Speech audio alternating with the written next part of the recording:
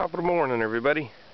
This comes from a foggy, damp Nova Scotia morning.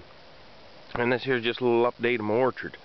Haven't put an update into the orchard for a while, and we might as well start out at the worst first.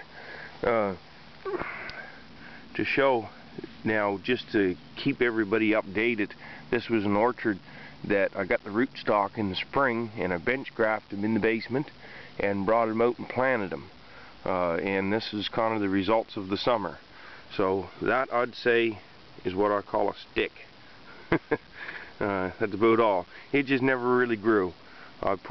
This was a Prima, I think, but I put that rootstock in there, and it started growing a little bit, and then just died, and then the rootstock died, so that's a goner. I have some rootstock in the garden that I'll show you in a bit that I'll graft over next spring, and I'll bring back down and I'll transplant into there. This here is the rootstock, is what it would have looked like if that little one would have grew. It would have grew that much this year. Now these were just short little whips that I put in, no taller than maybe that right there. So that there's all growth from this summer, which done pretty good. And down here in the bottom, I don't know if you can see this or not, but that's my first attempt at a bud graft. Never tried it before, so I tried it a few times this year. Now I used a wax-based tape, but it broke down quicker than what I would have liked. I'd have liked to seen that tape stay on there at least for another couple of weeks. But now the bud, if you can see the bud there, it seemed to have taken. It seemed to have grown into the tree around it. So maybe the tape's good enough. I would have liked to seen the tape stay on there, and I wasn't sure about how the bud grafting was gonna go, so I put 2 in each tree. But if you see, if I get in there close, can you see that? Oh, that's 2. If you see, I think they've taken, and I bud grafted into 4 different trees. I had 6 of the rootstocks that I let grow away, and I bud grafted into 4 of them. The other 2 varieties I couldn't quite find, so I'll probably graft into those in the spring. And I put the bud grafting, I read about it quite a bit, and it actually wasn't all that hard. I found the bud grafting easier than the bench grafting. But anyway, we'll see if I have any beginner's luck. But it looks like that bud has grown in and taken. I put 2 buds in each. I put 2 buds in each tree just to be doubly sure. If one doesn't grow, maybe the other one will. I learned a lot this spring into planting. I'll show you this one here. Didn't turn out so great. Now, it might live. This was a bench graft that I put in, and it had grew away beautiful. It grew away from both these spots right here, and it was growing up quite high, but when the growth is young, it's green and really tender. And they have a lot of robins around here, and the birds come down and tried to land on the top of the tree and broke both of the new growths off.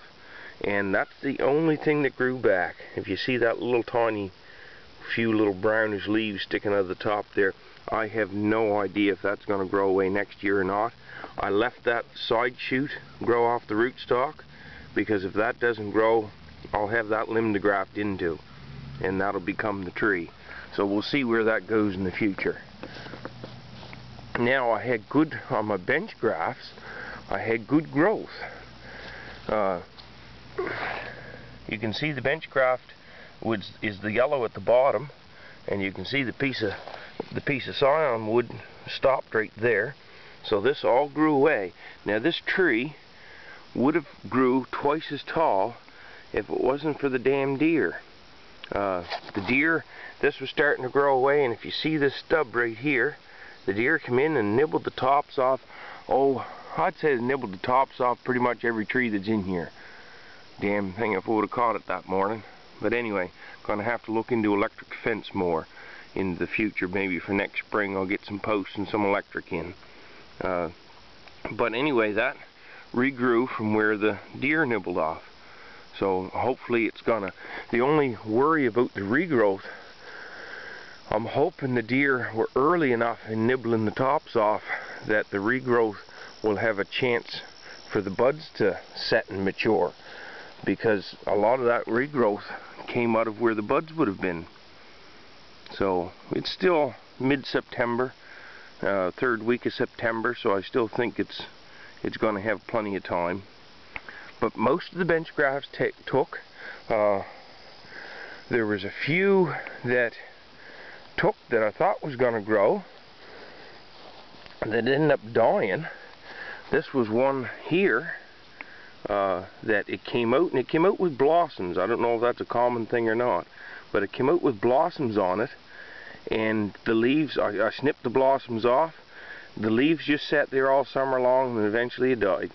So that one there, what I'll do is I'll come down here in the spring, cut it off, and I'll graft into that spot a little lower onto that tree with some variety. Other than that, pretty much else grew. There was a few of the Cortlands that I had grafted in.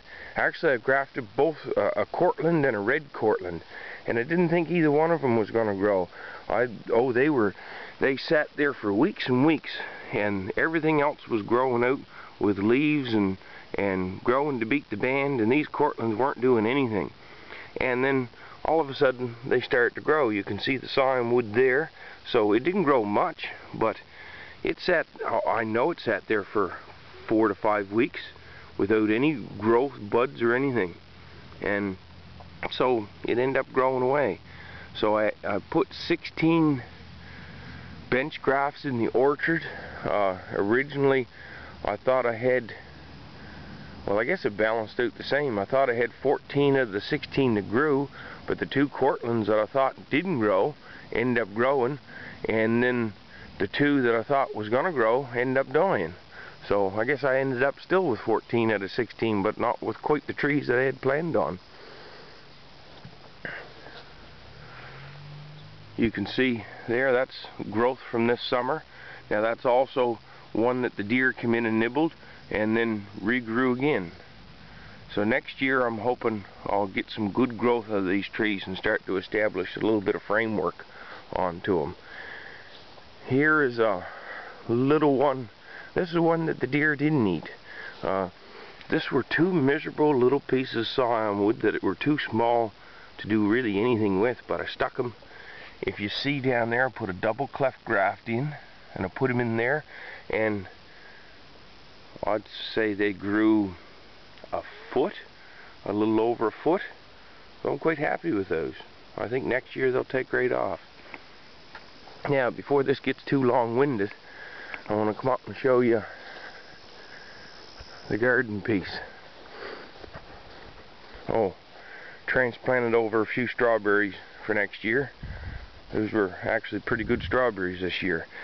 These were some of the rootstocks that I put into the garden that I'm growing away, and I'm going to take those and cut them down next spring and start propagating some of my own rootstocks.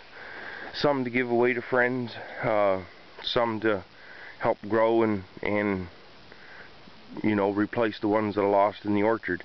Now when I done the bench grafting, I cut all the tops off the rootstock when I first got it and come out and stuck them in the ground, and I had 16 of them original, and I think, well, there's a few in there. If you see that, it's growing, but it's not. The one there on the left, it's got leaves, but I don't think it's going to make it.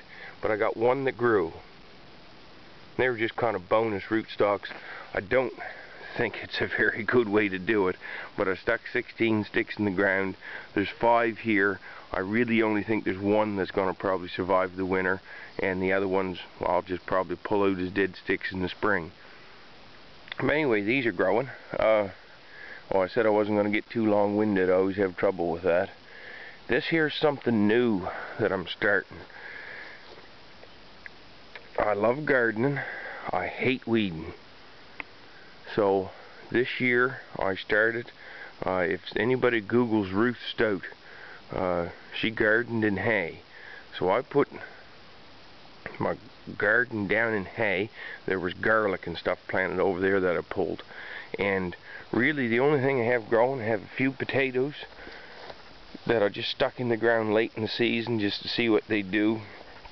I have a little lettuce in there growing, and this here's the last end of the cucumber patch. Now, it's not a very big cucumber patch, but I pulled buckets of cucumbers out of there. We made mustard pickles and sweet dill pickles and pickles till they come out of your ears pickles. So this is something new, and people can ask about the hay gardening method. I have no idea. It's just something I'm going to try over the next 2-3 years to see if it works. If it keeps the weeds down and keeps me from weeding, weeds are my biggest curse. Oh, I hate weeding, and it takes hours and hours and hours. But with this method here, I don't till the garden. You don't weed the garden. You put, when you want to plant something, you put 2 stakes in, move the hay back to open up the ground, put your young plants in, or your seeds, let them start to grow, and as they start coming up through, you pull your hay back in close to the plant again and let it grow. And anytime you see a weed pop through, throw a little hay on top of it. And you can see some spare hay bales around the outer end.